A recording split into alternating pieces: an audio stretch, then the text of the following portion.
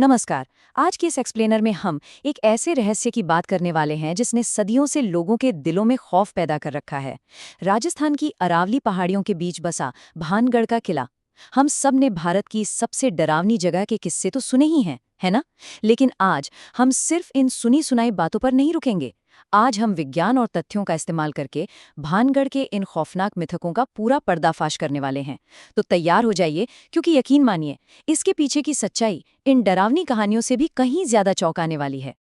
अब सोचिए, अगर भारतीय पुरातत्व सर्वेक्षण यानी एएसआई खुद एक बोर्ड लगाकर कहें कि सूर्यास्त के बाद प्रवेश वर्जित है, तो डर लगना तो लाजमी है। ये कोई आम चेतावनी नहीं है। और इसी चेतावनी को एक रात 3 दोस्तों ने अनदेखा करने की सोची। उन्होंने गार्ड्स की नजरों से बचकर इस किले में रात बिताने का फैसला किया। लेकिन रात का अंधेरा इतना गहरा था कि एक दोस्त का पैर फिसला और वो सीधे एक सूखे कुएं में गिर जाता है।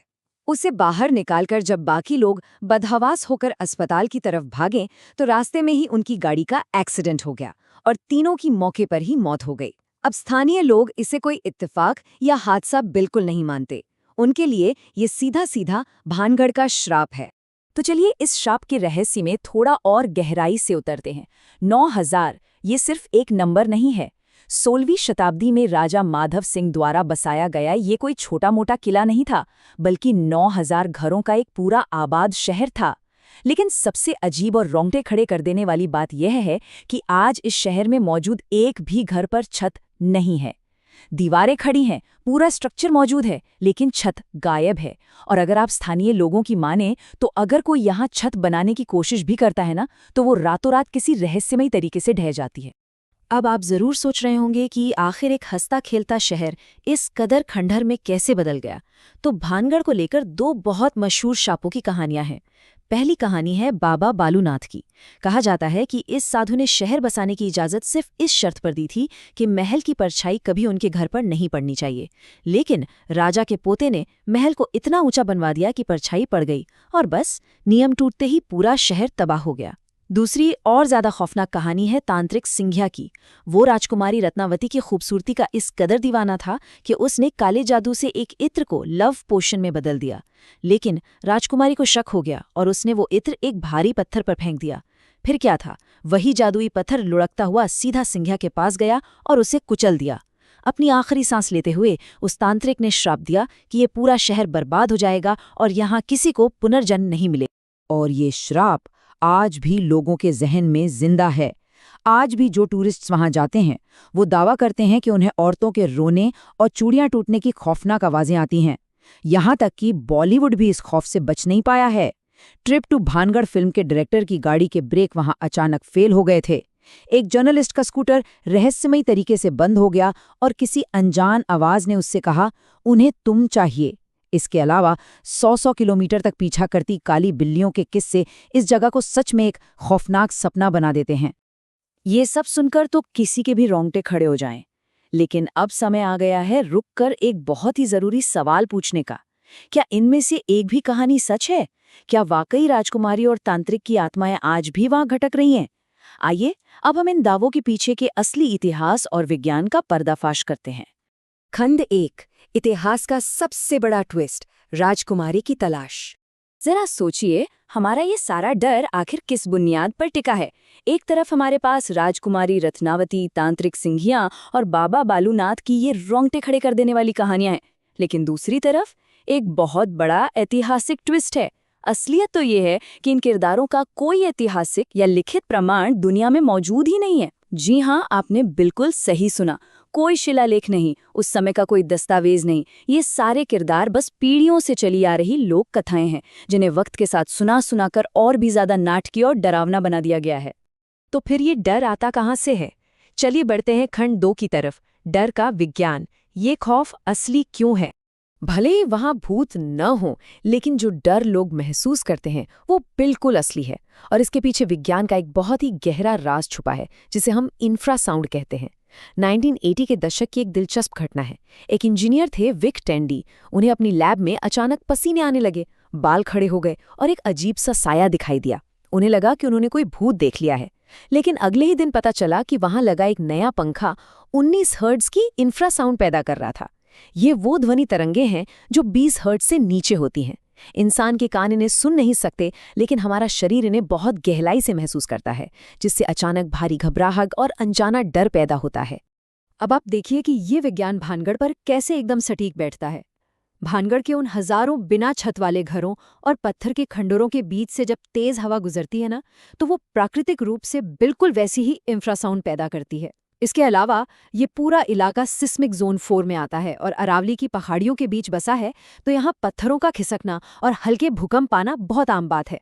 ये पूरा भौगोलिक ढांचा मिलकर इंफ्रासाउंड का एक ऐसा अदृश्य जाल बुन देता है जो वहां जाने वाले किसी भी इंसान के शरीर में एक खौफ पैदा कर सकता है। इस बात को और पुख्ता करता है 2008 में लंदन की गोल्डस्मिथ्स यूनिवर्सिटी का एक बेहद ही दिलचस्प प्रयोग। वहां शोधकर्ताओं ने 79 लोगों को एक बिल्कुल साधारण सफेद कमरे में बैठाया और कुछ छिपे हुए उपकरणों से वहां इंफ्रासाउंड और इलेक्ट्रोमैग्नेटिक फील्ड्स यानी ईएमएफ पैदा किए। नतीजा क्या हुआ? 20% से ज्यादा लोगों ने कहा कि कमरे में कोई और भी मौजूद है और 8% लोग तो बुरी तरह घबरा गए। लेकिन इस प्रयोग की सबसे हैरान करने वाली खोज ये थी कि जब उन उपकरणों को पूरी तरह से बंद कर दिया गया था, तब भी लोगों के डरने के नतीजे बिल्कुल समान थे। अब आप सोचेंगे कैसा क्यों? इसका जवाब हमें मनोविज्ञान में मिलता है, जिसे सजेस्टिबिलिटी कहते हैं। असल में जब किसी इंसान को पहले से ही ये बता दिया जाए कि वो भारत की सबसे डरावनी जगह पर जा रहा है, तो उसका दिमाग वहां पहुंचने से पहले ही हॉन्टेड मोड में चला जाता है। हमारी उम्मीदें हमारी असलियत पर हावी हो जाती हैं। जो एक इंसान महसूस करने की उम्मीद करता है, उसका शरीर उसे सच मानकर वैसी ही शारीरिक प्रतिक्रियाएं देने लगता है। ये पूरी तरह से एक सेल्फ फुलफिलिंग प्रोफेसी बन जाती है। और जब इस सजेस्टिबिलिटी के साथ पैराडोलिया मिल जाता है, तो ये भ्रम 100% पक्का हो जाता है। पैराडोलिया इंसान के दिमाग की एक पुरानी विकासवादी आदत है, जहां हमारा दिमाग बेतरतीब चीज़ों में चेहरे और आकृतियां ढूंढ लेता है। 1976 में मंगल ग्रह की वो मशहूर तस्वीर याद है, जिसमें लोगों को एक इंसानी चेहरा दिखा था। इंसान का दिमाग हर जगह चेहरे ढूंढने का आदी है। इसीलिए भानगढ़ के अंधेरे कोनों में, टूटे हुए पिलर्स में और वहां की परछाइयों में एक डरा हुआ इंसानी दिमाग अपने आप भूतिया आकृतियां बना लेता है। तो खंडरों का सच क्या है? आइए देखते हैं खंड 3, असली खंडर और असली खतरे, वास्तविक इतिहास की खोज। अगर हम इन मिथकों की तुलना असली इतिहास से करें, तो सच्चाई जादू टोने से कहीं ज्यादा दर्दनाक है। जो शहर हमें लगता है कि तांत्रिक के श्राप की वजह से रातों रात उजड़ गया, असल में उसका पतन 1720 में राजा सवाई जयसिंह के सैन्य कब्जे के बाद शुरू हुआ था और इसके ताबूत में आखिरी कील ठोकी 1783 के विनाशकारी चालीसा अताल ने, जो एक खतरनाक एल नीनो इफेक्ट था। भयंकर सूखे और भूखमरी ने हालात इतने बदतर कर दिए कि लोगों को मजबूरन अपना घर-बार, अपना शहर छोड़ना पड़ा।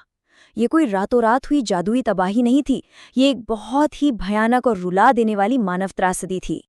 और अब लौटते हैं उस मशहूर एएसआई के बोर्ड पर, वो बोर्ड जो सूर्यास्त के बाद अंदर जाने से रोकता है। सच तो ये है कि इसके पीछे के कारण पूरी तरह से व्यवहारिक और आपकी सुरक्षा के लिए हैं।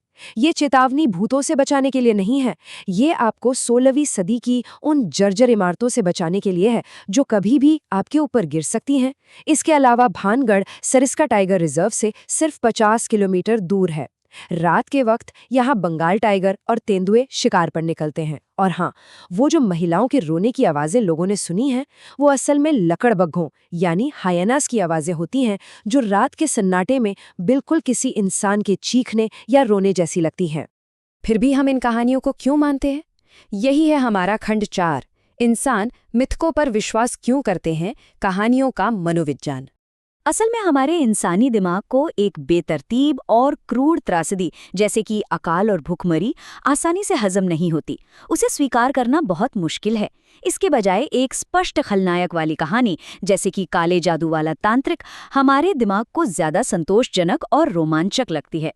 इसके अलावा हमें ये भी नहीं भूलना चाहिए कि स्थानीय पर्यटन की पूरी अर्थव्यवस्था इसे सबसे डरावनी जगह के टैग पर टिकी है। और आज के डिजिटल युग में सोशल मीडिया के एल्गोरिदम्स सूखे तथ्यों के बजाय ऐसे रोमांचक और अलौकिक दावों को कहीं ज्यादा तेजी से वायरल करते हैं। महान वैज्ञानिक मैरी क्यूरी ने एक बहुत कमाल की बात कही थी। उन्होंने कहा था, जीवन में किसी भी चीज से डरने की जरूरत नहीं है, उसे केवल समझने की जरूरत है। अब अधिक समझने का समय है ताकि हम कम डरें। और ये शब्द आज के हमारे इस एक्सप्लेनर का बिल्कुल सटीक निष्कर्ष हैं। इतिहास और विज्ञान हमें ताकत देते हैं, वो हमारे दिमाग को इस काबिल बनाते हैं कि हम अपने इन बेबुनियाद डरों पर जीत हासिल कर सकें। तो जाते जाते अब इस सवाल पर जरूर विचार कीजिएगा। भानगढ़ के इन खंडरों ने आज हमें साफ साफ दिखा दिया है कि इंसान का दिमाग कितनी आसानी से किसी बुनी हुई कहानी पर यकीन कर सकता है। तो जरा सोचिए, हमारे चारों ओर ऐसी और कितनी कहानियां, कितने डरावने मिथक मौजूद हैं जो बस एक वैज्ञानिक दृष्टिकोण का इंतजार कर रहे हैं। जानने की ये भूख बनाए रखिए, सवाल पूछते रहिए और मैं आपसे मिलूंगी अगले एक्सप्लेनर में।